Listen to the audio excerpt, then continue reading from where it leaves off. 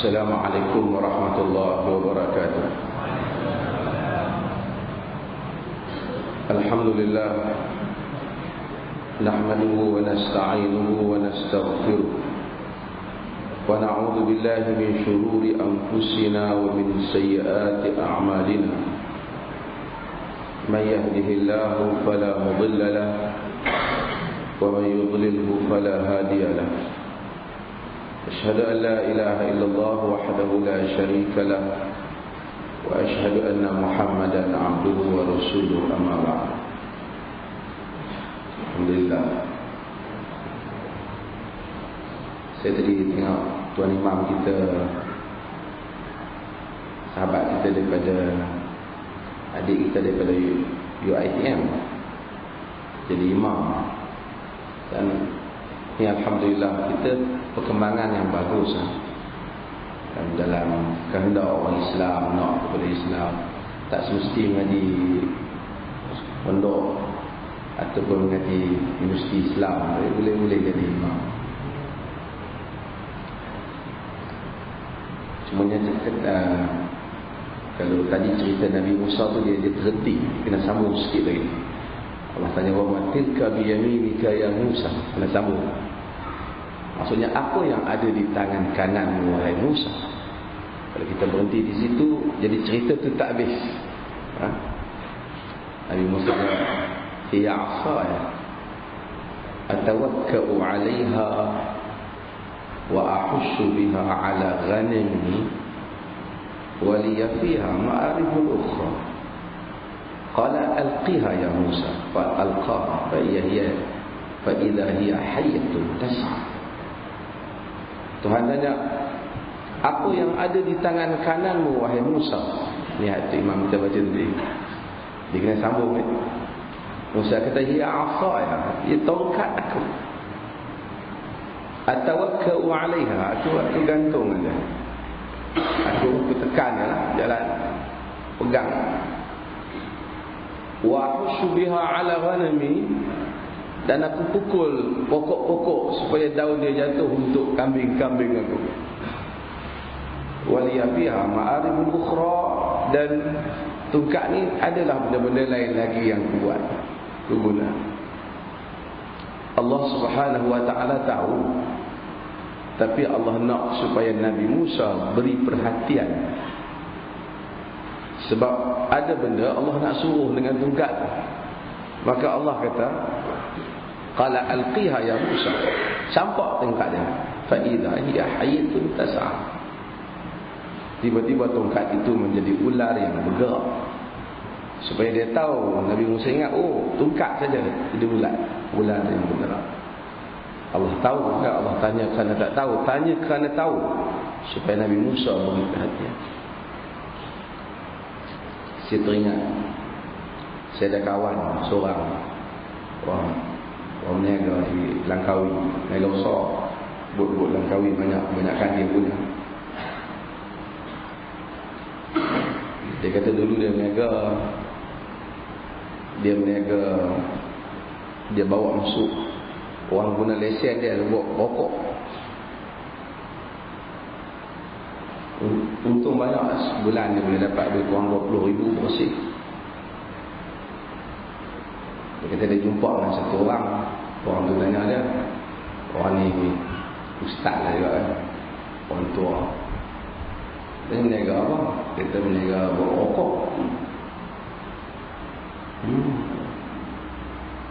Tapi dia kata meniaga yang bagus ni, kerja yang bagus ni belah kambing. Kenapa?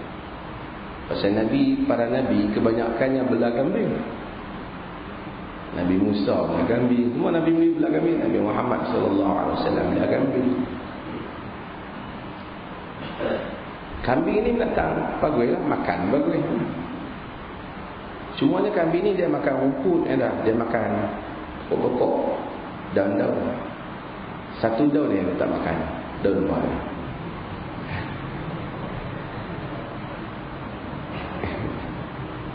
Kata kawan ni kata dia tak makan daun temakau.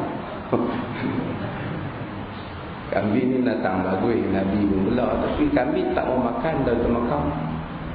Kalau kita tu import, tu ekspor bagi orang makan, kalau kita teruk lah.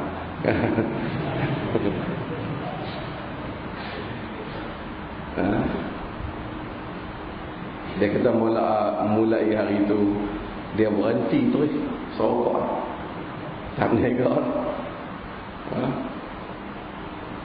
Jadi siapa-siapa kedai dia ada jual rokok pun dia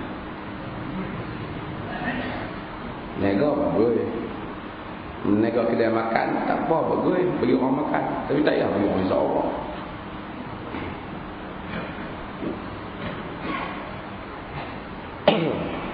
Wa an Ibn Umar radhiyallahu anhuma, daripada Ibn Umar radhiyallahu anhuma qala sami'tu Umar radhiyallahu anhu yaqul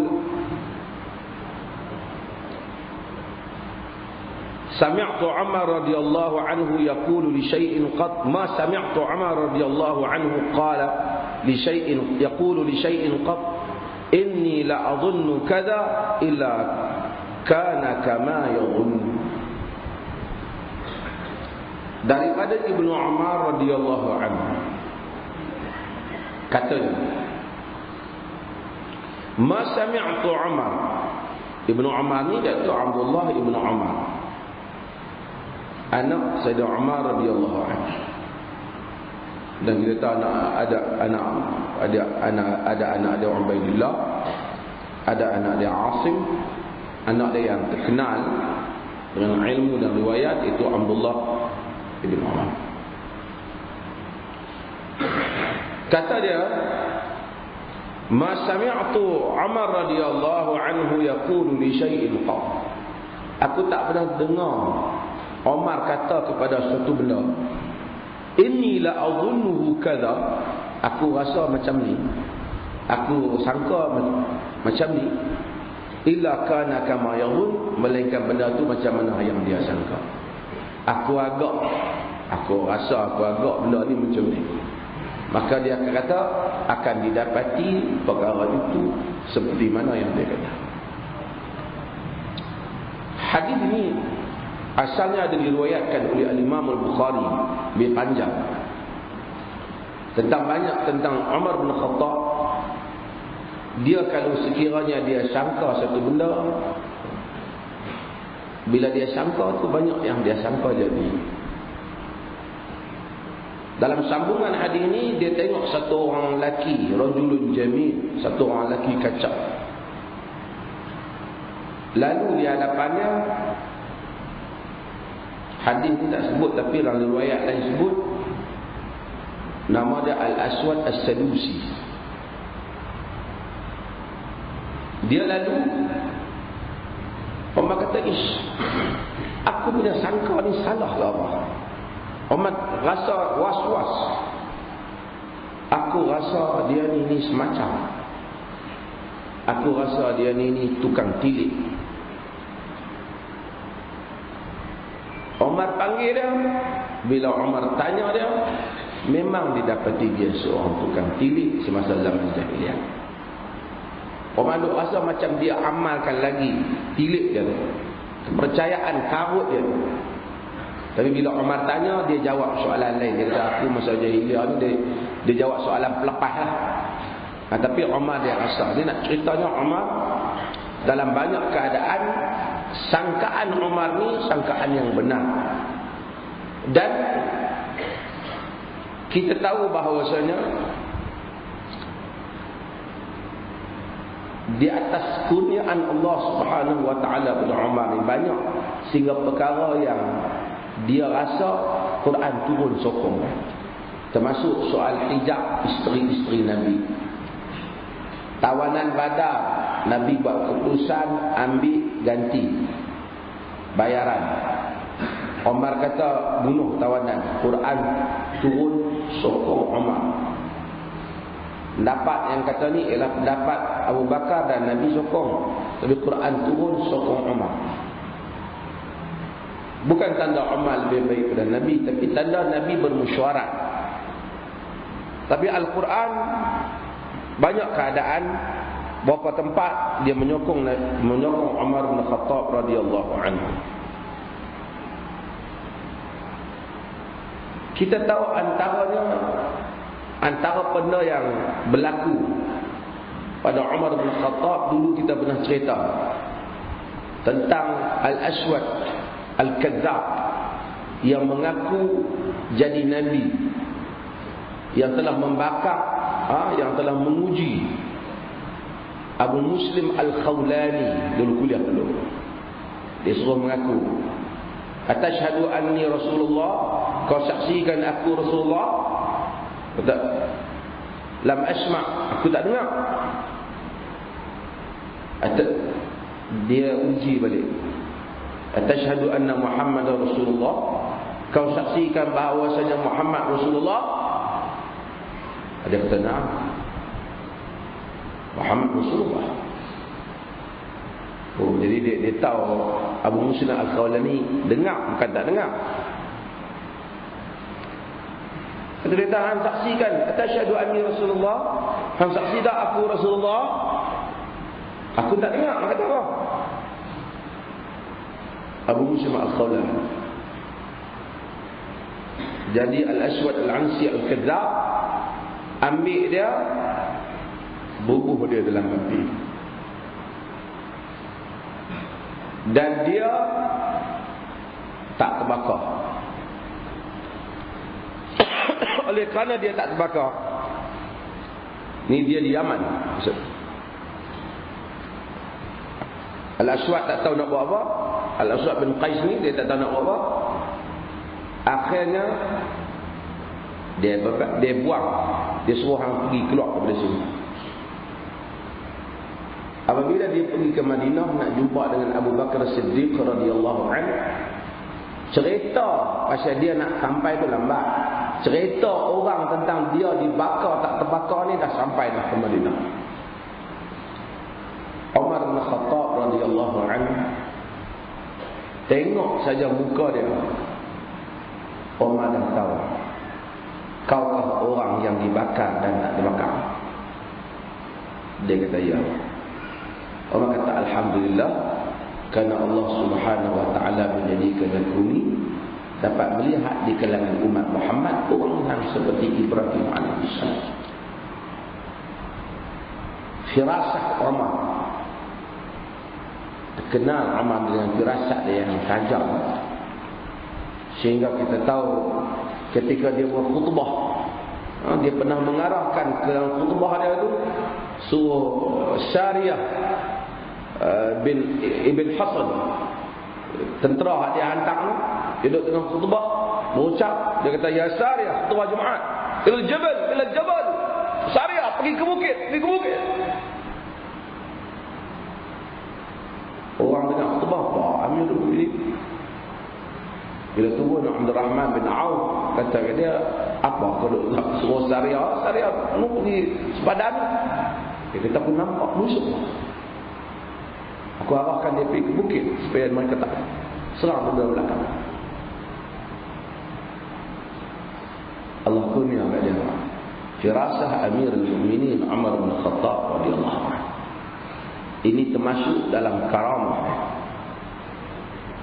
Dan kita tahu antaranya yang hadis, cerita yang selalu kita cerita, apabila Mesir orang Islam buka dan gubernurnya itu Amr bin As, dan mereka buat setiap tahun untuk campurkan anak dara ke dalam Sungai Nil. Campurkan anak dara ke dalam Sungai Nil.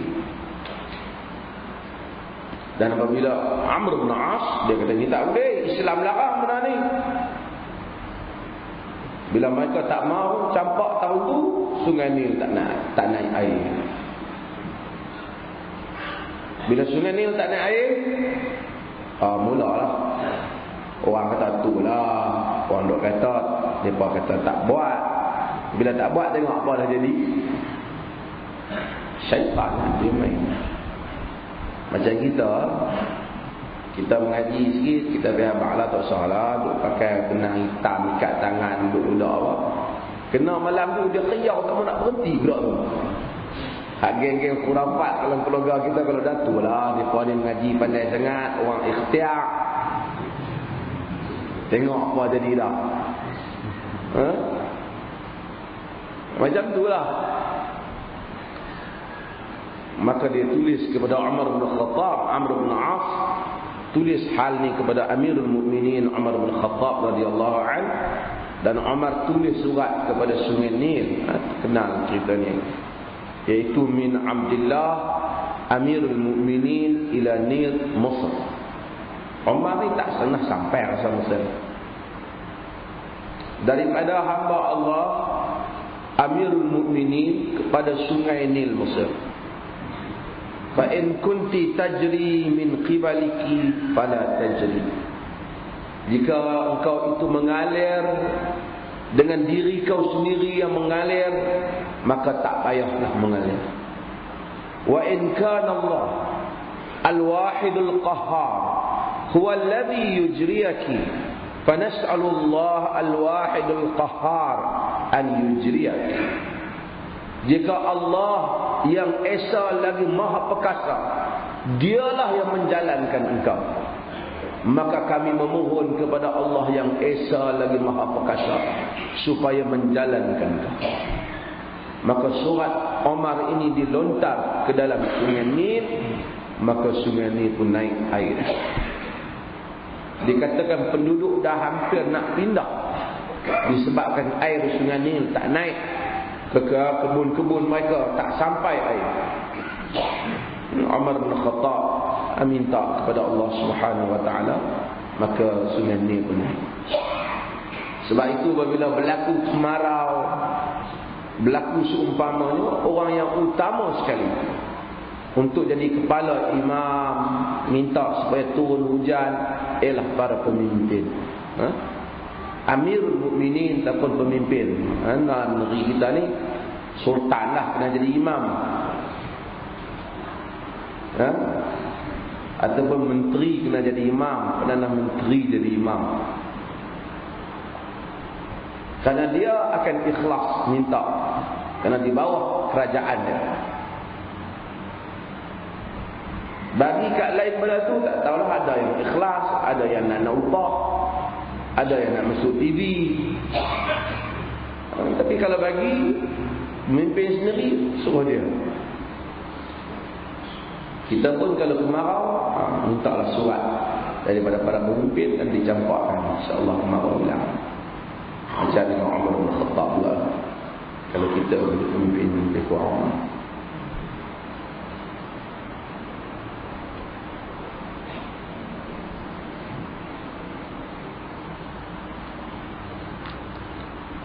Ada satu kejadian yang disebut oleh Ibn Qayyim dalam At-Turuqul Hukmiyah. Pada zaman Sayyidina Umar ada seorang muda, dia panggil Fata Amrat. Fata Amrat ni orang muda yang muka lincin, tak ada janggut. Sebab tu kita kalau orang muda ni, kalau boleh orang lelaki ni bagi ada janggut, supaya bagi sipan-sipannya tu, supaya seorang-orangnya ada beza lah muka kita dengan muka bini kita. Jadi kalau anak abah tengah malam tu dia tak ayah. Maha suci Allah kata Aisyah, yang menghiasi lelaki dengan jambang, dengan janggut, dengan janggut. Fata Amrat ni pemuda jenis muka lincin. Dia ni mati terbunuh dan dicampak di tepi jalan. Imam Ahmad dalam satu riwayat, dia ada orang muda muka main lincin, main masuk dalam majlis, duduk dengan dia, dia minta supaya keluar. Bukan dia benci, dia tak mau fitnah. Pasal nampak nak macam perempuan. Kita pun macam itulah. Katanya, kalau kita tokoh, kita apa, kalau mai orang lembut-lembut ni nak duduk majlis jalan bang kita, kalau boleh elok. kata ada nilai. Benda ni macam-macam boleh timbul berbagai andaian, fitnah dan seumpamanya. Umar bin Khattab, dia tengok pemuda ni mati terbunuh di jalan. Dia minta doa kepada Allah Subhanahu wa taala supaya Allah tunjuk siapa dia yang bunuh pemuda ni. Hampir setahun cari tak jumpa. Sehinggalah satu hari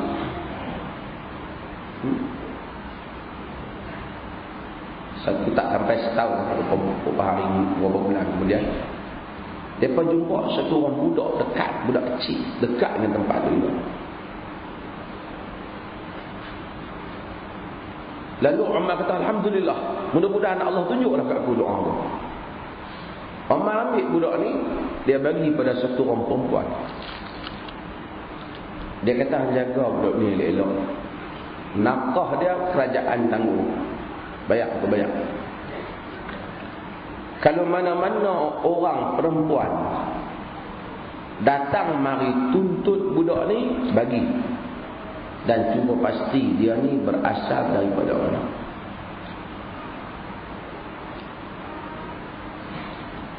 Duduk tak berapa lama, memang ada orang perempuan yang datang tuntut budak ni, nak pinjam sekejap, nanti dia hilang balik. Dia kata kerana ayah aku nak tengok budak ni. Perempuan ni pun bagi, dan dia pastikan mana rumah hak perempuan nak minta ni.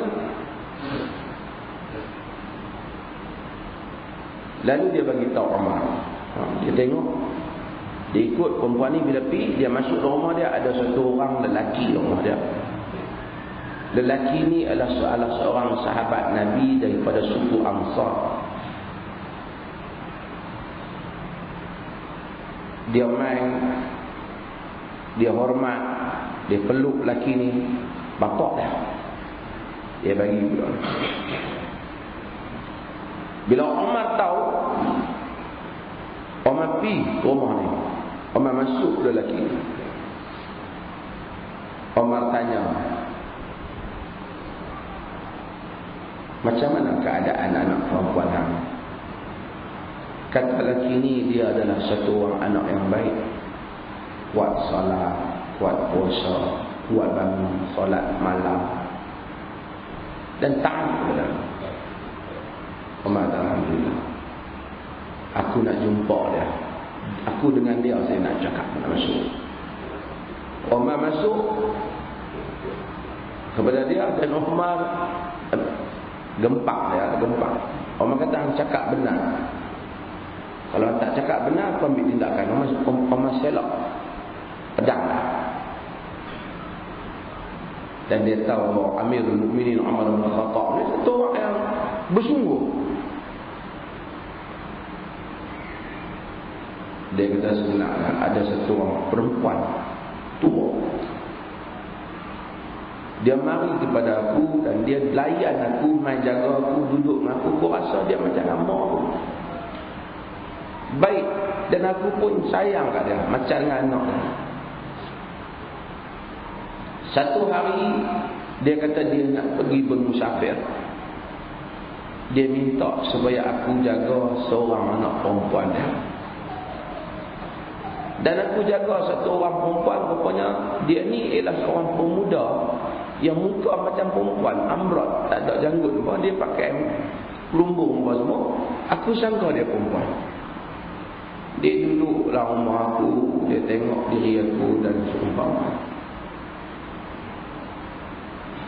Satu hari ketika aku sedang tidur, dia naik, dia nak rogol aku. Dan dia paksa aku tak boleh melawan. Aku gagal-gagal, ada pisau tepi aku, aku tikam dia. Dan dia mati.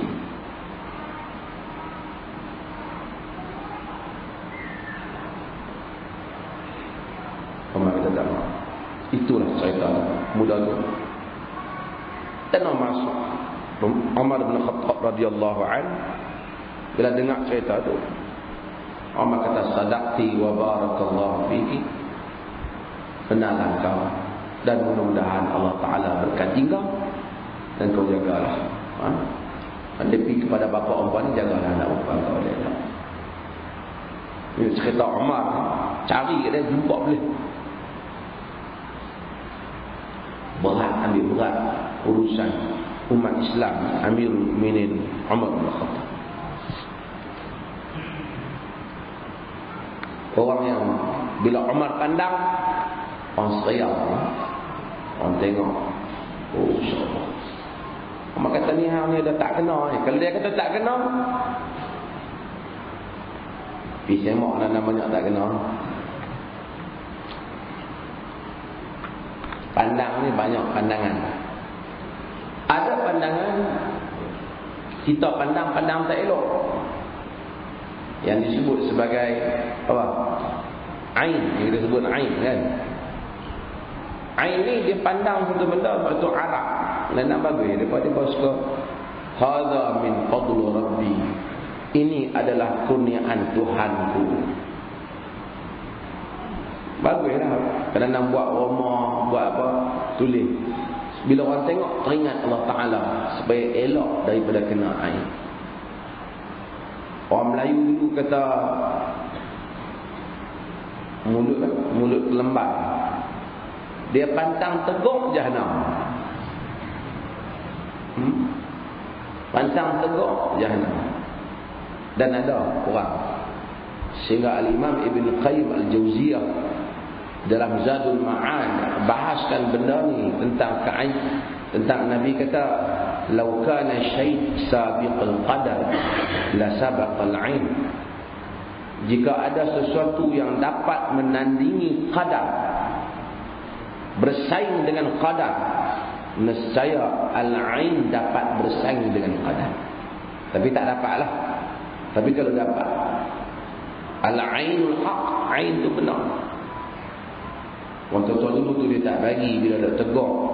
Oi, anak hang sihat ni kata alhamdulillah, jangan kata tu demam budak-budak. Dia bukan khurafat, dia termasuk di bawah bab al-'ain. Al-'ain. Dalam hadis yang sahih, Amir bin Rabi'ah, dia lalu, dia tengok seorang sahabat Nabi, nama dia Sahal bin Hunayf. Sahal bin Hunayf ni, dia mandi, dia buka baju putih warna. Dia kata, lam araka al-yawm wala jilda mukhabba'ah. Aku tak pernah tengok lah macam hari ni, kulit anak darah pun tak macam ni. Lepas dia kata macam tu, Sahal bin Hunayf jatuh sakit kuat. Sakit yang menyebabkan teruk. Nabi kata, man yattahimunahu, orang mengadu Nabi. Nabi kata, siapa yang buat tumakan pada dia? Nabi kata, tumak. Orang kata Amir bin Rabi'ah, dia tegak Sahal. Nabi kata, alama yaqtulu ahadukum akhahu idza ra'a ma yu'jibuhu falyad'u bil barakah. Nabi kata, kenapa seseorang kamu membunuh saudara? Kalau dia tengok ada sesuatu benda yang dia rasa kagum, maka doalah dengan keberkatan, minta berkat. Barakallahu fiik, masya-Allah, tabarakallah. Arab mudah kata, kita lambat. Nabi kita doa.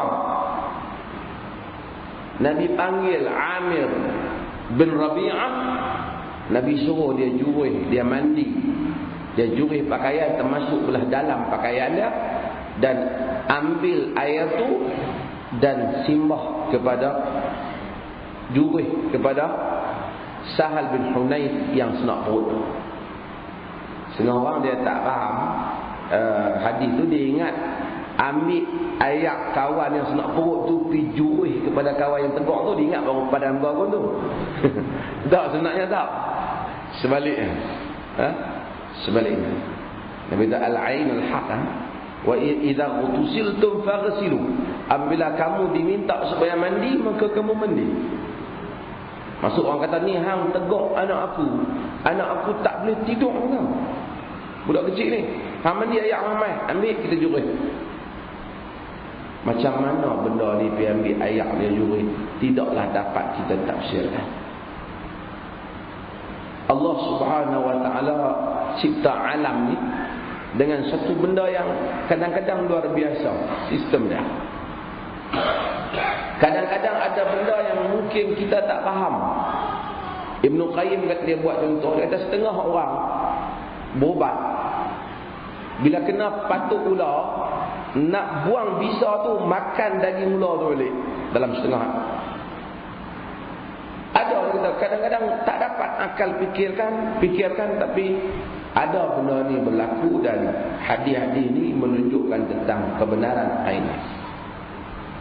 Termasuk dalam ainu Arab kata orang yang haid dia tak boleh buat laban, yogurt lah. Dan orang Melayu kata perempuan haid tak buat apa? Laban. Dia sebahagian daripada ain. Yang ni berbeza dengan firasah, yang mana kita tengok dan kita Allah bagi lontar benda yang benar pada sangkaan kita. Yang ni dia tengok dengan tak elok, sebab itu min syarri hasidin idza hasad. Sekarang kita tengok banyak benda ajaib yang manusia mula kaji. Dulu kalau kita pegang handphone, duduk di sini kita bercakap, orang berada di Amerika ataupun di Mekah, ayah kita, mak kita, kawan kita dah bercakap dia di Mekah. Kalau orang ni 500 ataupun 1000 tahun lepas tengok alat ni, dia kata yang ni kau ni tukang sihir besar, kalah ahli sihir Fir'aun.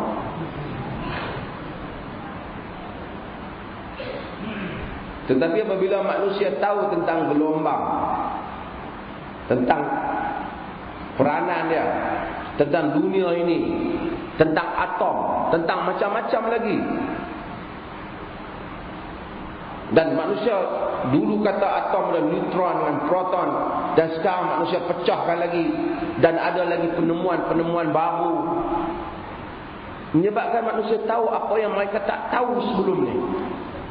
Dan sekarang ada usaha pemindahan, nak pindah barang dari satu tempat ke satu tempat yang lain menggunakan teknologi, tapi dapat terbang.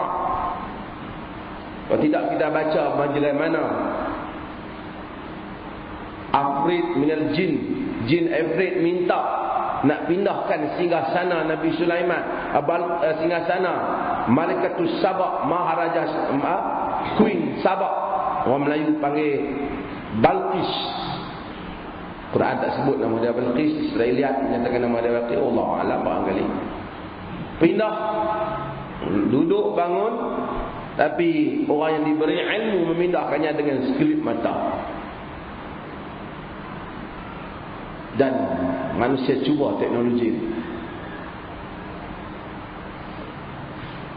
Akhirnya manusia tahu dunia ini lahwun wa la'ib, permainan dan sia-sia saja. Segala yang manusia tengok, yang ada di depan mata dia ni hanyalah permainan. Benda yang mungkin hanya gabungan daripada atom-atom yang sebenarnya sama saja nilainya, cuma dia dibentuk dengan bentuk yang berbeza. Siapa yang belajar sains, dia akan tengok macam-macam lagi cubaan manusia di masa hadapan. Mungkin benda yang bodoh boleh jadi cantik, benda yang macam-macam lagi. Wa mal hayatud dunya illa la'ibun wa lahun. Maka tidaklah kehidupan dunia itu melainkan permainan sia-sia dan permainan belaka. Walad darul akhiratu khairul lil ladzina yattaqun negeri akhiratlah yang lebih baik kepada orang-orang yang bertakwa. Macam-macam manusia dengan segala yang mereka miliki, tak ada kita tengok, tak ada apa pun. Islam bukan menentang kekayaan, tak tentang, tetapi menganggap kebahagiaan di sebalik harta adalah satu anggapan yang sangat salah.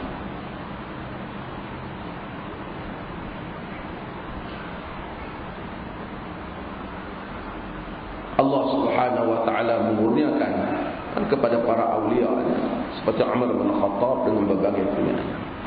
Wallahu a'lam. Saya ringkaskan dan jawab soalan. Kita ni pun hadis yang terakhir nampak ni.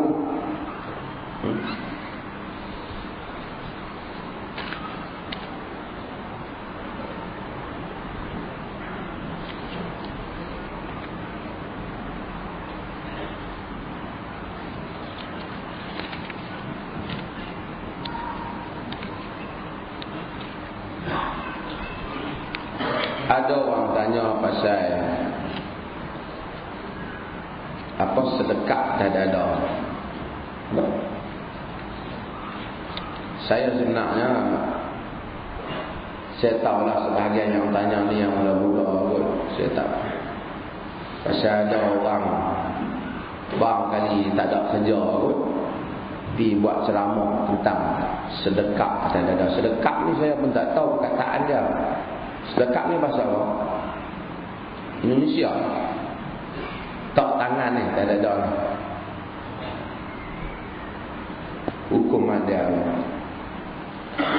Dan mereka pun kata bahawasanya yang mula letak tangan tak ada, kata tak tangan tak ada ni ialah Al-Albani rahimahullah ta'ala. Mari setengah orang, ada satu ustaz mana, tahu dia ni barangkali habislah kerja dalam dunia ni. Yang tu lah kerja hak dia nampak hak boleh jadi masyhur pun, buatlah ceramah nak cerita benda ni. Kalau nak cerita benda ni sekadar satu jawab soalan padan, ni nak buat satu ceramah, nak pergi kata ke Albani, sebenarnya tak betul. Bukan Albani yang mula kata tak tangan tak ada ni. Tengok kalau kita selusuri mazhab banyak. Abu Hanifah walaupun dia kata tak tangan wanita, tak tangan bawah pada pusat, tapi dia kata wanita dalam mazhab Abu Hanifah, wanita dalam mazhab Ahnaf, wanita tak tangan atas dada. Ya, ada bab wanita tak tangan atas dada, kata Abu Hanifah.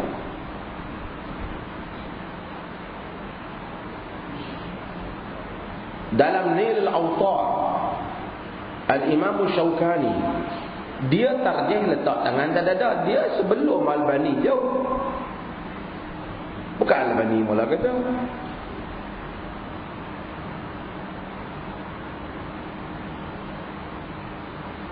Sebenarnya memang dari segi hadis tidak ada hadis yang sahih di mana nak letak tangan. Dari segi hadis yang sahih yang kuat untuk dijadikan sebagai hujah yang putus. Tidak di bawah dada, tidak di bawah pusat, tidak di atas dada. Malah nak jawab soalan ni, jawab ni. Tidak ada. Tetapi dari segi perbandingan riwayat, ni ahli hadis, antara yang lemah tu, letak tangan atas dada boleh dianggap lebih kuat daripada sekalian yang lain. Pasal yang ada hadis Nabi tak tangan kanan atas tangan kiri. Di mana dia letak? Perkataan dada itu ditafsirkan oleh mazhab Syafi'i dalam Al-Umm. Syafi'i kata di bawah daripada dada. Tapi dalam Takhrijul Hidayah dinasabkan kepada mazhab Syafi'i, dia kata atas dada. Karena hadis Mu'min bin Ismail, semua hadis ni berasal daripada seorang sahabat, iaitu nama dia Wa'il bin Hujur. Wa'il bin Hujur yang meriwayatkan tak tangan kanan atas tangan kiri, letak ada riwayat atas dada, ada bawah pusat dan seumpama. Yang lain semua riwayat yang dhaif. Dia rawi ni bila dia da'if. Tapi kalau ada satu yang da'if tapi disokong sikit oleh yang walaupun agak da'if, dia lebih kuat daripada yang lain. Kita macam riwayat lah. Dia ni tak berapa. Dia bukan da'if. Da'if ni ada banyak jenis. Ada da'if disebabkan kerana dia panggil adalah. Da'if ni tak boleh. Orang tu dipertikaikan peribadi dia, tak boleh dipercayai, ada tomahan pada peribadi. Da'if ni tak boleh ambil kira. Out. Da'if yang boleh ambil kira ni rawi yang dipertikaikan dia di sudut ingatan. Dia panggil al-dhabt. Ataupun di sudut sambung, di sudut sanad tu dia sambung tu pun dia putus.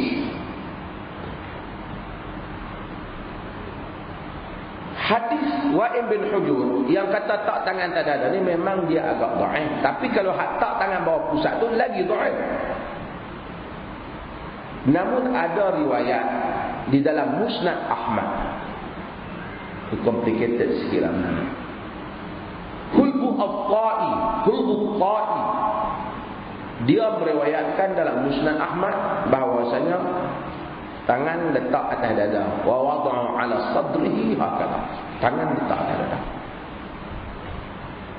Walaupun tidak kuat, tapi sekurang-kurangnya sudah ada dua. Dia menyokong. Ada orang kata tu salah, tak ada. Tawus salah. Tawus meriwayatkan dalam Marasil Abi Dawud tak tangan dada. Walaupun dia mursal, tapi mursal dalam mazhab Malik boleh dipakai. Hatta dalam mazhab Syafi'i kalau ada sokongan boleh pakai. Dua riwayat ni boleh menyokong mursal ni. Mursal ni maksud dia mai dekat tabi'in dia. Tabi'in tu tak disambung ke Nabi, kerana nama sahabat tak sebut. Ni ilmu hadis sangat ni. Ni saya dah belajar hadis. Master universiti dia orang tahu. Jadi pokoknya ada 3. Maka dengan itu, kalau siapa baca syarah Sunan Tirmizi oleh Al-Syekh Al-Imam Al-Mubarakfuri, Sunan Tirmizi tu ada Al-Mubarakfuri, Tuhfatul Ahwazi, itu kitab dia. Berjilid-jilid dekat. Dia mentarjihkan bagi dalil yang banyak nak membuktikan tangan letak atas dada. Jadi tak ada masalah lah. Ada orang tak bawa dada, tak dada, tak perut. Dia tak ada masalah. Letak. Siapa yang tarjih tangan dada? Tangan dada. Nak buat satu ceramah untuk pergi lawan kawan ni, melawan kawan ni. Ini manusia yang tak ada kerja. Ada orang saya nak tak perut. Tak. Perut bawai ke perut buih ni ikut.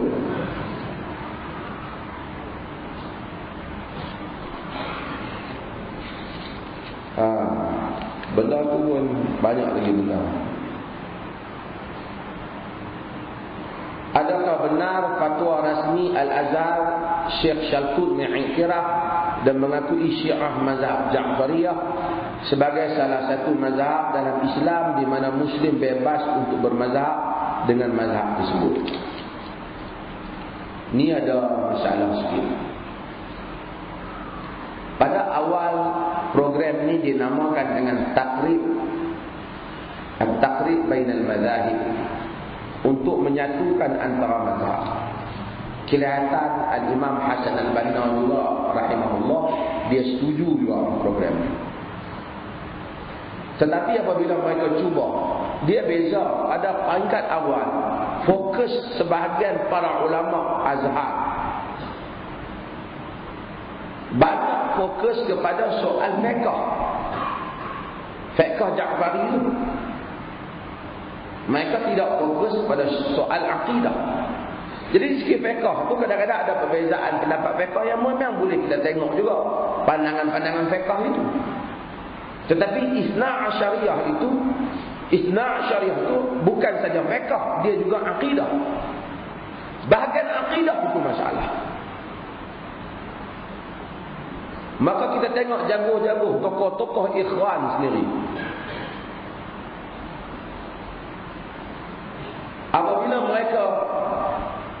Mula-mula sokong. Akhirnya apabila mereka mengalami pengalaman dengan Syiah, mereka menarik balik sokongan mereka.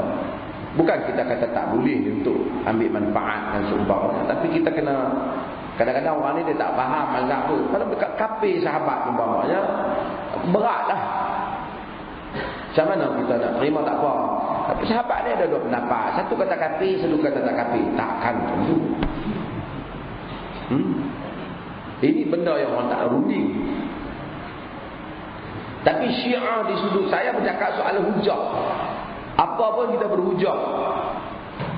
Bukan kita ban orang tak tahu apa sebab. Kita kena hujah. Syiah di Malaysia ni, dia mari bukan dalam fiqh tu, dia mari yang tu lah. Kafirkan sahabat dan seumpamanya. Dan ini benda kita tak dapat terima kan?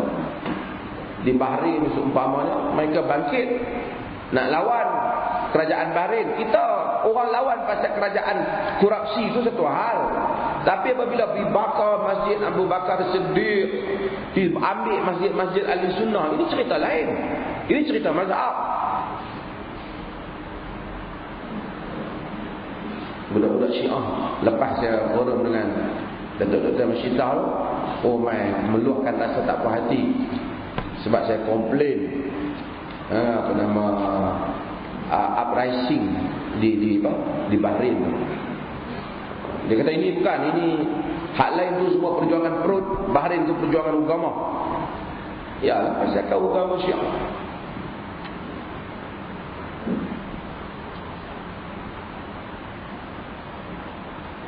Sebab tu bukan kenyataan saya, Dr. Yusuf Qaradawi pun keluar yang sama. Dia kata perjuangan di Bahrain ialah perjuangan sektarian, perjuangan ta'ifiyah, perjuangan mazhab. Bukan perjuangan untuk menghapuskan kezaliman.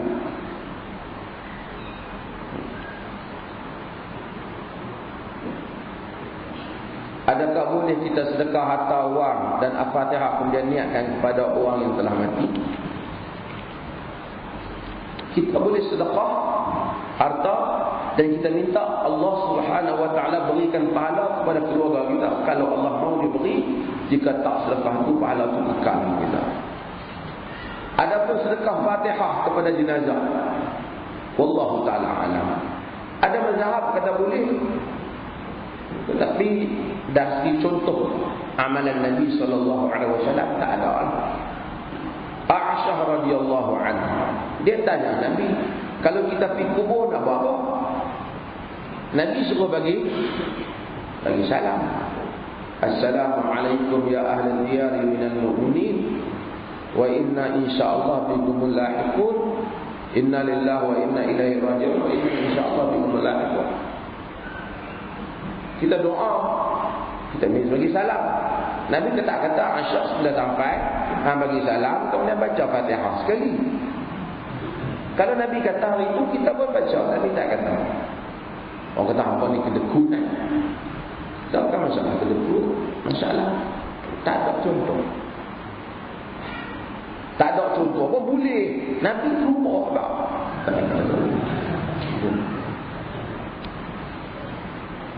Allah buat Nabi suruh. Agama ni dia ambil PhD 10 pun takkan nak sama dengan Nabi 4 tahun. Sebelum saya lupa, kita insyaAllah Abdul Rahman Sudais akan naik ke lewat ni, Imam Masjidil Haram. Saya boleh cakap, jadi tuan-tuan datang sekali lah untuk bertanya soalan. Sekarang kita beritahu kemudian. Tadi saya cakap,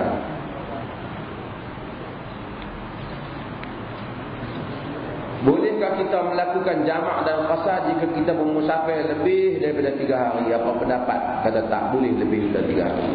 Ya, pendapat kata tak boleh 3 hari. Tapi nas tak ada. Ibnu Umar di Azerbaijan telah jamak qasar selama 6 bulan. Kerana dia musafir. selagi satu orang musafir, maka dia boleh melakukan jamak. Allah bagi kepada orang yang jamak dan orang qasar dan jamak apabila dia musafir. Kalau kita naik orang yang belayar 6 bulan 9 bulan kapal duk jalan betul alih lama sangat. Semayang bukan hang punya, Allah Ta'ala pun dia bagi. Kita bagi betul.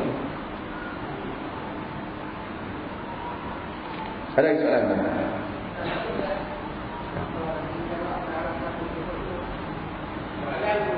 Saat ni nak jawab pasal pucuk-pucuk. Ya. Ini Haji dengar. Kita hormatilah fatwa negeri Perak tu. Mereka ada alasan mereka yang tersendiri. Dan ialah dari satu sudut fatwa tu kita patut bagi markah juga. Kerana berani juga sebab pucuk-pucuk ni ramai orang besar yang buat. Jadi bila Mufti Perak berani kata pucuk-pucuk tu, kita kira ada kejujuran lah dalam fatwa tu. Cuma saya memberikan pandangan yang berbeza. Asasnya dalam kehidupan harian semuanya boleh, melainkan ada dalil yang menunjukkan tak boleh. Kawat tentera boleh ke tak? Kerana orang tak boleh kawat tak baik hentak-hentak kaki di bumi tanah. Itu satu disiplin yang diterapkan dalam satu disiplin ketenteraan. Tidak ada masalah. Barisan. Kemudian apa lagi? Tai chi. Banyak lagi. Kata karate, kata taekwondo dan berbagai lagi. Asasnya dalam hal-hal yang seperti ini agama kita boleh. Ini soal daily life, soal kehidupan harian. Maka setiap orang buatlah selagi mana tidak ada nas yang menyatakan tak boleh. Kalau nas terang tak boleh, dia tak boleh lah.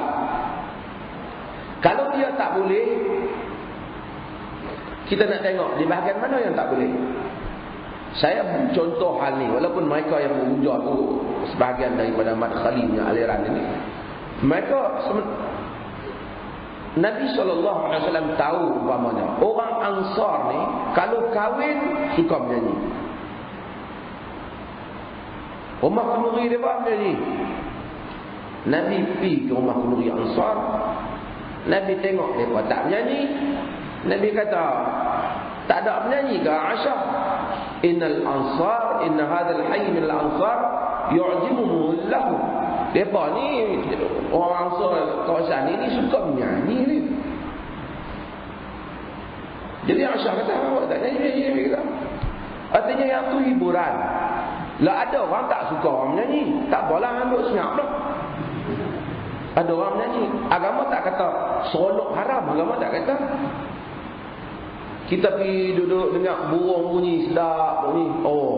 Pergi dengar ayak bunyi melengalahkan kitaru. Ya. Jadi tak ada apa lah dia nak. Kita tengok pemandangan di laut, tengok lukisan yang cantik. Adakah agama mengharamkan tamattu'? Qul man harrama zinatallah allati akhraja li'ibadihi wat tayyibati minar rizq. Katakanlah siapa yang berani mengharamkan perhiasan Allah yang dikeluarkan kepada hamba-hamba dan juga rezeki-rezeki yang baik. Buat. Ada orang tak mau, tak boleh. Ada dia bagi buah-buahan hak jenis sedap dah. Aku tak mau makan hak sedap. Tak apa. Tapi hang tak boleh haramkan yang sedap. Pasal apa kata dia? Aku kalau makan yang sedap terus semayang tak khusyuk. Ini masalah. Ada orang makan sedap dia ingat Allah. Fa amma bi ni'mati rabbika fahadis. Maka nikmat Tuhan kamu ceritakanlah. Bila Nabi dengar mereka menyanyi, salah. Canggah. Mereka kata, wa bila nabiyyun ya'lamu ma fi ghad. Perempuan-perempuan nak menyanyi ni, perempuan ni namanya dia. Nabi dia kata, di sisi kami ada Nabi yang dia tahu besok akan jadi apa. Nabi kata yang ni salah, lirik ni salah. Pasal apa? Nabi tak tahu besok berlaku apa. Yang tahu apa? Allah. Nabi suruh buang lirik tu. Nabi kata, kuli, katakanlah apa yang kamu kata sebelum ni. Hak lirik sebelum ni okey, lirik ni tak okey. Nabi buat penapisan. Tapi Nabi tak kata nyanyi tu haram. Nabi buang unsur yang salah. Saya tengok pocok-pocok, orang kata macam-macam. Ada kata kan berasal daripada Jamaika. Ada yang kata berasal daripada Indonesia. Ada yang kata panggil roh. Ada yang kata berasal dari Kristian. Kita pun tak tahu lah. Tapi yang pastinya dalam Bible tak ada lah. Pasal rujukan dia sama ada New Testament atau Old Testament, tak ada benar ni. Jadi di mana kita pun tak tahu. Pasal apa? Pasal langkah pergi depan, langkah pergi belakang, langkah kanan kiri, jadi macam salib. Kalau orang tu maksudkan salib, kalau dah macam tu, suruh dah dia langkah jadi X, tak usah jadi T. Yang penting dia sejenis daripada senaman yang agak santai untuk orang yang berumur. Kalau kita kata haram benda ni, saya bukan masalah saya berpujuk-pujuk, dah. Kalau dia kata haram taekwondo tu, saya kacau lah, kan? Pasal benda tu kita main. Tapi kalau kata karate atau bunga silat umpamanya, banyak lagi dah. Tai Chi tu pun ada dia punya sejarah dia juga. Tapi orang yang mengamalkan dia tu, adakah dia ada attention untuk melakukan benda tu, ataupun dia terikat? Dia boleh ubah. Tak pentingnya pergerakan yang mengeluarkan belum. Maka kita kata asalnya benda ni tak boleh diharamkan. Kalau ada salah, ubah yang salah. Malaikat di atas saya ni duk pujuk-pujuknya memang duk panggil roh. Ini special. Kalau benda tu ada di Perak, memang Perak patut haramkan. Atau dia kata memanglah kami buat ni pasal kami pegang dengan Kristian lah. Tapi ramai orang-orang yang buat pucuk-pucuk ni sebagai satu permainan, satu exercise yang santai. Orang kata campur lelaki perempuan. Campur lelaki perempuan ni bukan saja pucuk-pucuk, apa saja. Nak tengok campur macam mana. Demonstrasi pun campur.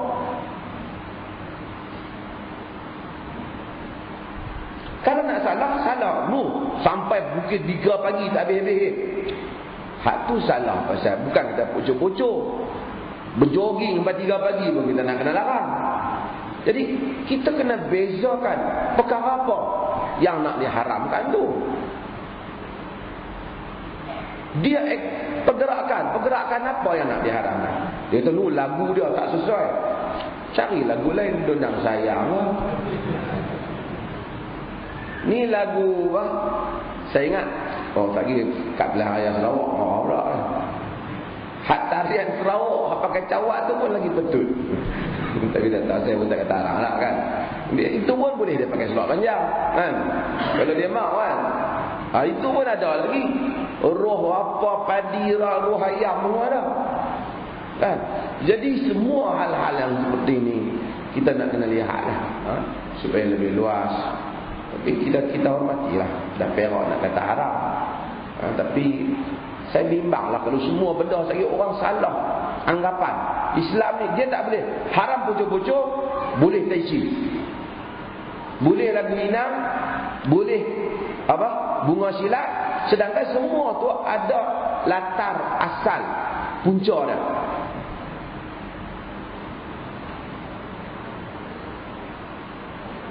Lepas tu kawat. Kita kawat British. Sebab tak kawat Jerman kan. Dah ada negeri dia kawat Jerman. Saya pun tengok. Kesian tak tentera yang kena kawat Jerman tu. Ada soalan?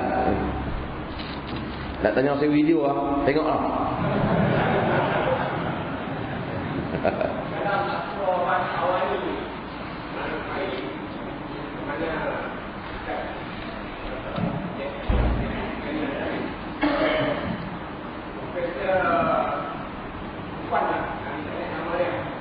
Datuk Rafiah. Dia menjelaskan kata pelajar-pelajar perempuan di IPA ni punya ratus setinggi 68%.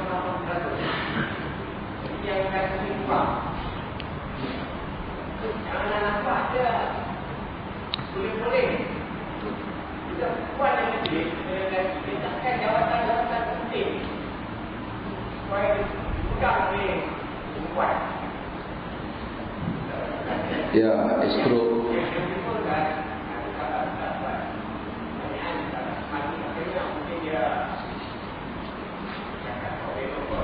Ya.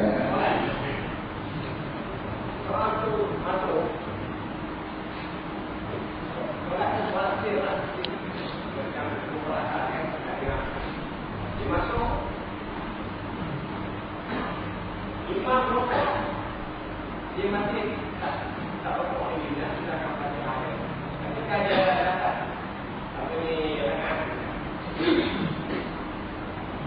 Okey. Pertama ialah Astro malam tadi tu 45 minit 3 panel lah kan, nak cerita tentang perempuan kan. Soalnya mereka bercakap tentang kepimpinan wanita, tentang women's leadership dalam Islam, pimpinan wanita dalam Islam. Saya kata bahawa kepimpinan ini asasnya bukan soal gender. Kepimpinan ini soal kelayakan. Siapa yang ada al-quwwah dan al-amanah, maka dia layaklah, ada kemampuan dan ada amanah. Kalau dia lelaki pun macam Muhammad Gaddafi, tak layak. Kalau dia lelaki macam Husni Mubarak, tak layak. Atau macam siapa-siapa sajalah yang boleh menyebabkan hilangnya 108 bilion duit negara, tak layak. Kalau perempuan, kalau dia mampu seperti mana dengan Malikatus Sabah, Maharani Queen Sabah Balqis tu, yang disebut Balqis oleh setengah orang, yang mampu mengendalikan rakyat dia. Ketika orang lelaki buat keputusan, kata kita kena perang dengan Sulaiman, dia buat keputusan pergi berdamai dan Islam dengan Sulaiman, dia layak lah. Quran sebut, bukan sia-sia lah. Walaupun orang kata itu cerita orang zaman dulu sebelum Nabi Muhammad, tapi Quran memberikan satu mesej. Cumanya apabila wanita, ramainya wanita di pusat pengajian tinggi mengalahkan lelaki banyak. Kadang-kadang sekarang memang pelajar perempuan lebih banyak dari lelaki di universiti. Sebab lelaki sibuk, sebagainya terpaksa masuk pusat serenti dan sebagainya. Dia ada lagi tugasan-tugasan yang lain.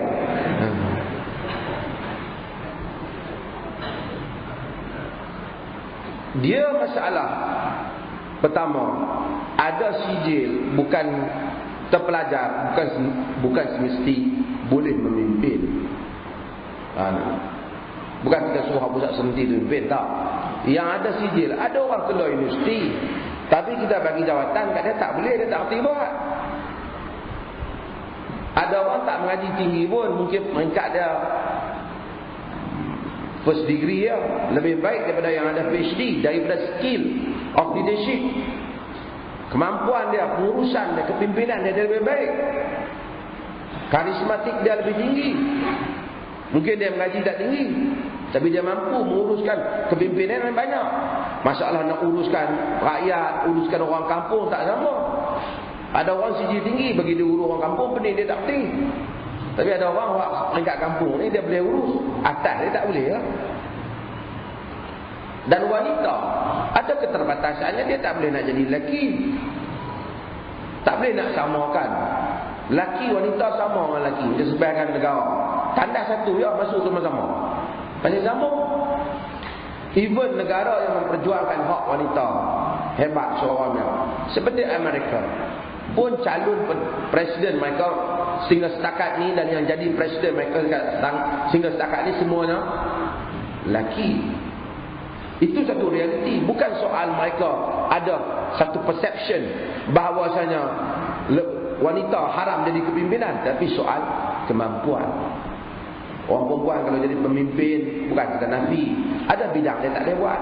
Nak pergi tengking-tengking orang, tak elok sangat orang perempuan. Nak pergi berunding, nak pergi cekak pinggang orang tu, perempuan ni. Jadi ada benda yang terbatas. Nak pergi berunding dengan Menteri Pertahanan perang, nak duduk dua orang yang rahsia masuk dalam bilik kan jadi masalah. Kan video keluar lagi. Jadi ini semua perkara-perkara yang ada keterbatasan. Bukan Islam menafikan, tetapi manusia ada benda yang lelaki tak boleh buat. Jaga anak umpamanya, nyusu anak lelaki tak boleh buat. Anak wala macam mana tu, kalau mak dia aktif sampai rumah tangga selera tarak, anak tak kena mak tak boleh. Macam tu lah. Ni dia perlih cerita bunuh budak. Saya juga cerita. Saya tulis, ada orang tikai, dia kata kenapa Dr. Asri tulis pas perlih kena bertanggungjawab. Dia kena bertanggungjawab sebab sekolah itu sekolah dia, dalam kawasan dia, markas dia, ustaz dia, dan pengurusi itu yang berhormat dia. Macam polis tembak, itu polis kena bertanggungjawab.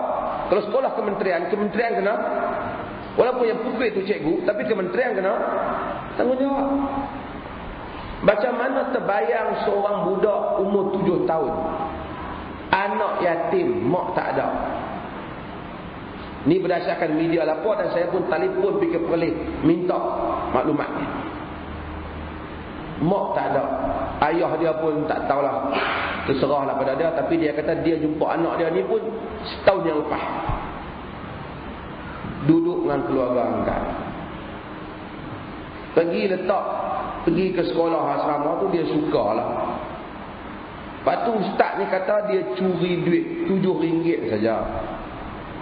Kalaulah RM7 budak curi ni, kita warning lah dia. Kemudian budak ni nafi kata dia tak curi. Keluarga dia kata dia seronok pergi sekolah tu. Tamat budak ni 2 jam, jenuh dia. Mesti dia lari. Bila dia lari, pukul dia. Polis tengok ada tangan dia melecet, pasal dia diheret, dipukul kepala dia, dihempas dia ke dinding, mati dia. Bayangkan anak kita 7 tahun macam mana. Ni mak tak ada, mentang-mentang orang tahu dia mak tak ada, mak tak buat tak tahu. Ustaz ni belasah ya. Atas nama, ini bukan sekolah private yang milik individu, milik satu pertubuhan. Bayangkan kalau sekolah ni mana-mana parti yang lain, mereka nanti kena. Habis ceramah keluar dalil. Saya bukan anti, tapi kita kena ada, ini soal, bukan soal parti, tapi soal yang masa depan. Benda mesti ni tak boleh berulang. Memang salah ustaz tu, tapi apabila wakil rakyat pengurusi tu kata ustaz ni sebenarnya seorang yang baik, baik apa?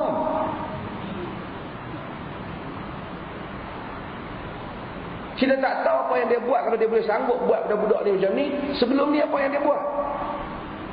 Pasal dia yang jaga asrama tu, kita tak tahu dia buat apa.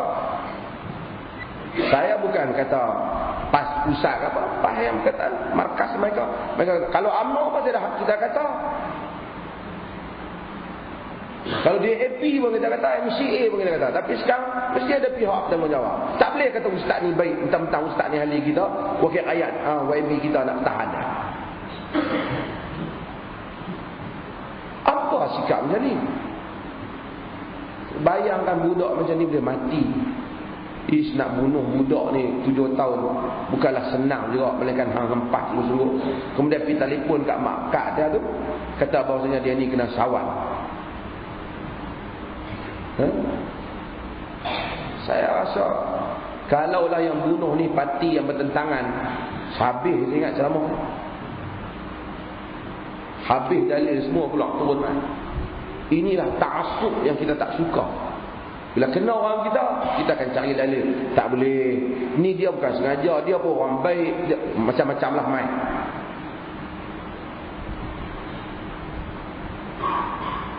Ini menduka cita kan. Peduli apa parti mana pun. Tapi soal ni nyawa manusia. Macam mana masa depan pendidikan kita buat. Saya baru cakap dengan Raja Pelik, yang minta Pelik. Saya majlis, benda tu patut duduk majlis, mereka tak duduk dalam majlis.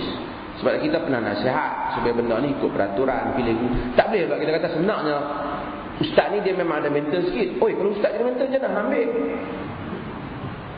Suruh jaga budak-budak. Dan kalau tuan-tuan pergi ke dalam web, tuan-tuan tengok semua hak duk jaga ni, semua ni paku sak-sak. Dalam parti berkenaan. Saya bukan anti dia, tapi saya masalah budak ni. Bukan sana dia, tapi dia kena satu pihak mesti bertanggungjawab. Tak boleh kami tak bertanggungjawab. Kalau macam tu banyak di sekolah kerajaan orang mati. Ada orang kata dia kerajaan bertanggungjawab. Cikgu pukul, kita tanya kementerian. Mana pernah orang lepas? Walaupun pegawai polis yang tembak budak tu, tapi kes ni polis mesti bertanggungjawab. Takkan bila main gila kita tak boleh. Kita nak terima lah takdir. Kalau ustaz tu takkan nak biar dia. Ada pihak mereka jawab. Kerana ustaz tu bertanggungjawab, dia tak mau biar budak ni jadi pencuri. Islam pun kalau boleh hak balik potong tangan, tak bunuh diri, bunuh terus. Tuan-tuan, fanatik ni teruk, hina, jijik. Tak usah kira fanatik parti apa pun sama, fanatik mazhab pun sama, fanatik parti pun sama, apa pun. Boleh berparti pun. Dah negara demokrasi, tapi jangan fanatik. Bila salah, kata salah. Silap. Kita bertanggungjawab dan kita mengutuk perbuatan orang kita ni. Kami buat. Jangan pergi tahan lah. Soal rokok. Siapa yang man adraka rokok, man adraka rukuk faqad adraka rakaat. Siapa yang dapat rokok, maka dia dapat rakaat. Kalau dia tak sempat rokok bersama dengan imam, rakaat itu tak dikira boleh. Last soalan. Ada? Ya. Sila.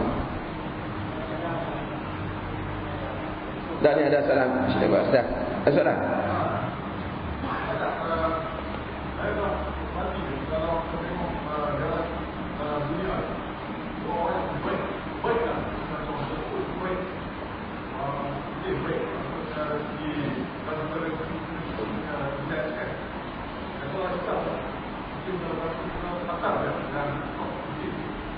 Jadi ada kesimpulan apa yang mau menguji manusia orang yang baik pada itu besar. Apa yang orang sudah pada itu baik dan juga besar. Adakah kesimpulan apa? Apa yang dilakukan manusia dalam kita Malaysia? Jadi orang lain juga kalau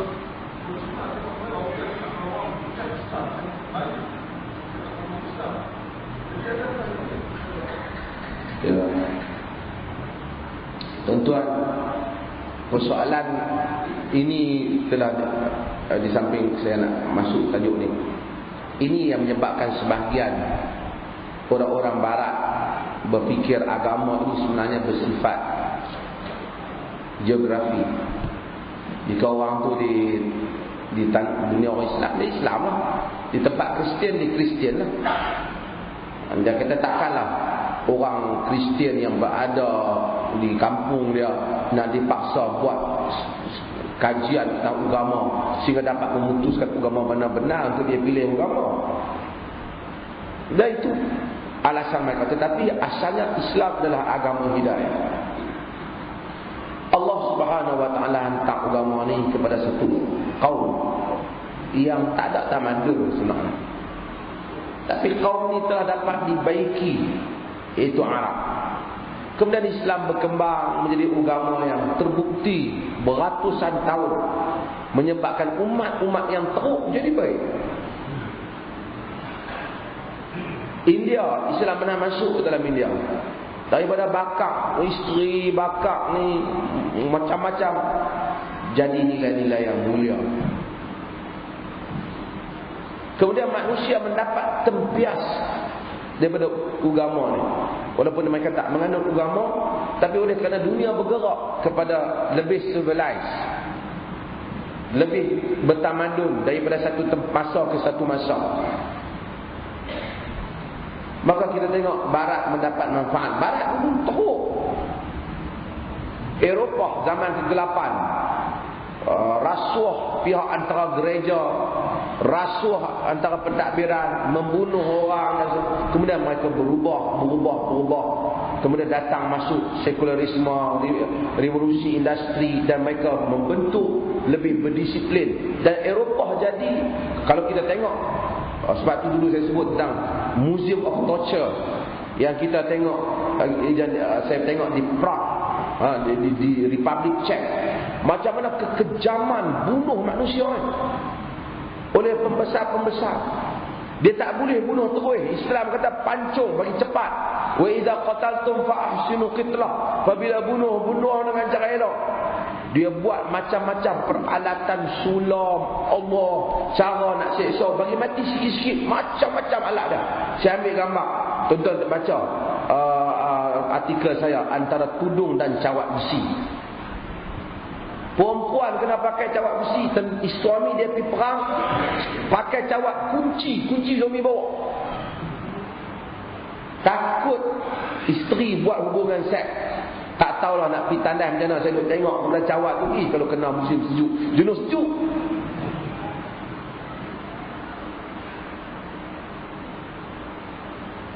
Ada Museum of Medieval Torture yang di Prague.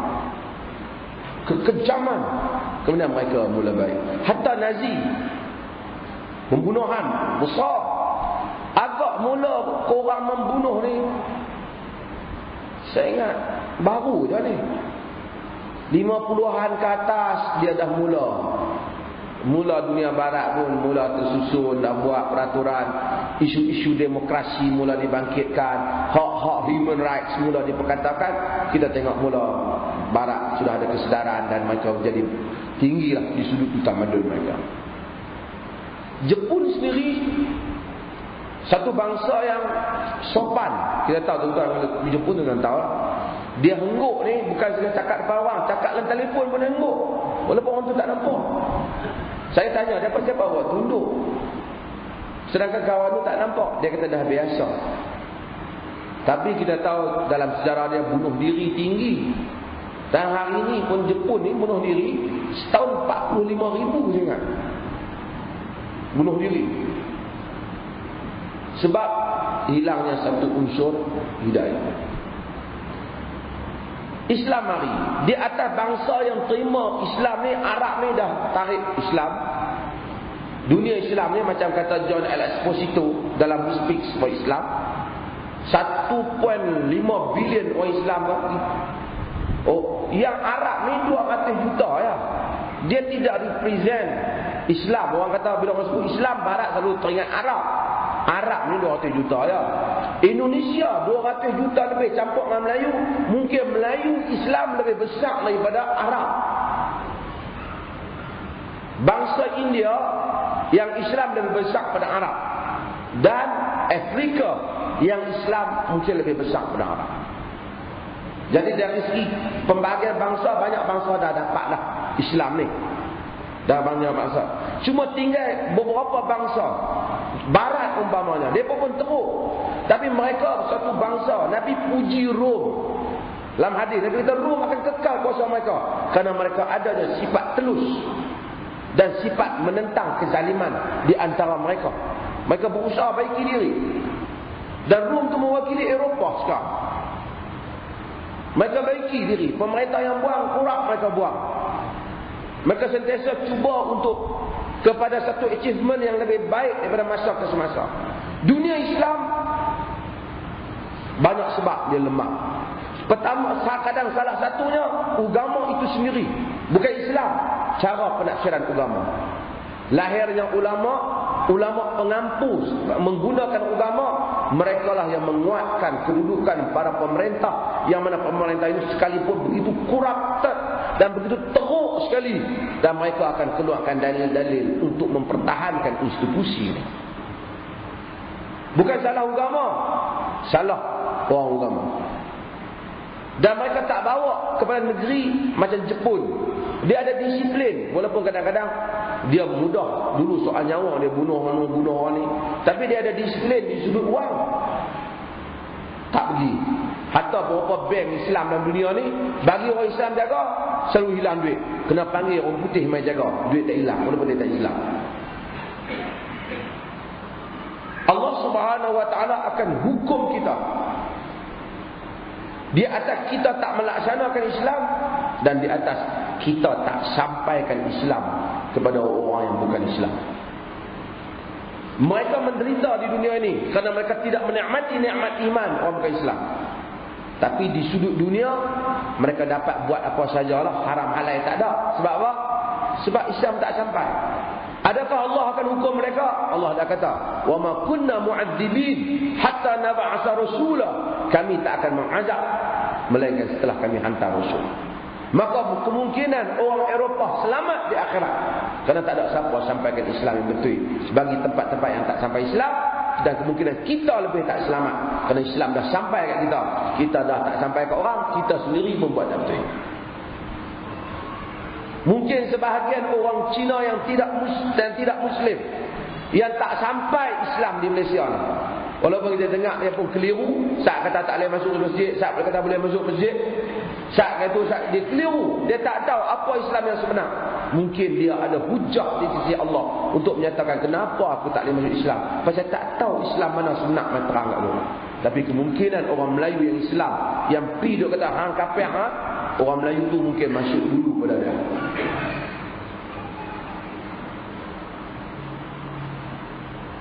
Dan ini adalah benda wallahu taala alam, Allah caturkan. Kita tahu mereka perlukan hidayah. Di Jepun sendiri perkembangan Islam bagus. Di Tokyo, saya dah sebut dulu.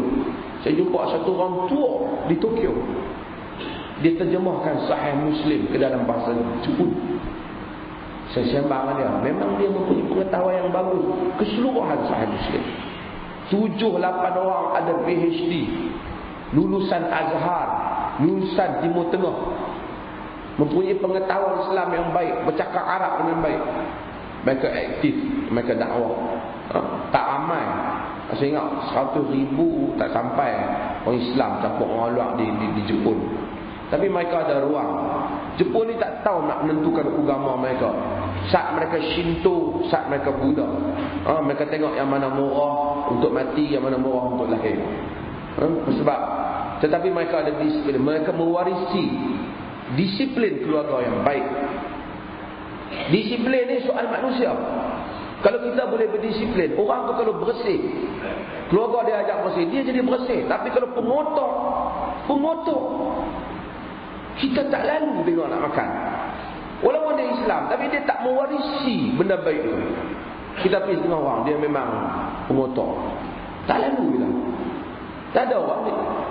Tapi oleh kerana apabila benda good culture tu telah diwarisi, dijadikan, dia dah jadi culture.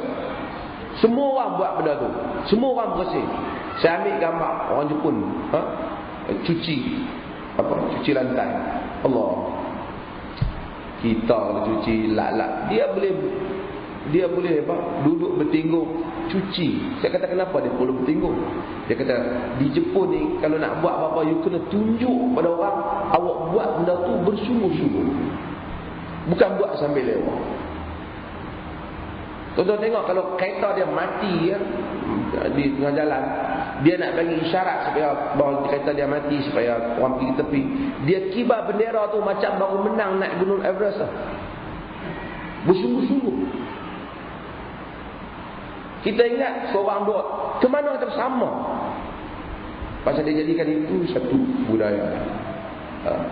Kita main orang Melayu, ada benda kita bersungguh, ada benda kita tak bersungguh lah kan. Mudah-mudahan Allah Subhanahu wa taala rahmatkan. Sallallahu alaihi Muhammad. Alhamdulillah. Tuan-tuan, satu lagi saya lupa. Darah kita sebut sikit tentang masalah video ni. Kita ada orang kata kalau ni betul ke salah video ni. Kita tak mau ulas soal betul itu salah. Kita ulas untuk semua soal prinsip. Prinsipnya, satu benda yang keluar, Asalnya dia panggil al-aslu bara'atul zimmah. Seseorang itu terlepas daripada tuduhan atau terlepas daripada dosa sehingga terbukti. Seorang kita mungkin setiap orang ada perasaan dia sendiri yang terselit, betul salah dia sendiri kata kat diri dia. Tapi untuk buat satu confirmation, kata aku confirm dia, kita tak boleh. Syarat tak benarkan. Confirm dia ni syarat kata apa? Tak orang saksi. Tapi kalau aku rasa, hang rasa hang kena simpan dalam diri hang, tak boleh menjadi satu hujah benda ni, kerana syarak kata mesti 4 orang saksi dan melihat benda tu sajalah. Selagi ada pihak boleh nafikan, boleh andaikan, ada sebarang kemungkinan, walaupun kemungkinan itu kecil, syarak tak iktiraf bukti itu. Bukan soal dia ataupun soal sesiapa, siapa saja sama dalam kes ni. Siapa saja sama. Jadi semua orang tak payah lu pening sangatlah benda ni. Tak ada apa benda sehingga ada kepastian. Cumanya mungkinlah kalau tanya saya mungkin ada pandangan lain. Politik memerlukan keseimbangan. Jika kita rasa kita tak boleh ada satu parti dalam negara ni menang terlalu besar. Jika seseorang yang kita harap boleh imbang, dia dah tak boleh imbang, kita kena cari pengimbang baru. Itu saya punya falsafah. Pengimbang baru tu supaya politik boleh imbang. Kalau seorang orang tu yang kita harap boleh imbang menyebabkan dia jadi tak seimbang, kita kena tukar pengimbang. Macam mana nak tukar tu? Ahli politik kena fikir. Sallallahu alaihi wa sallam.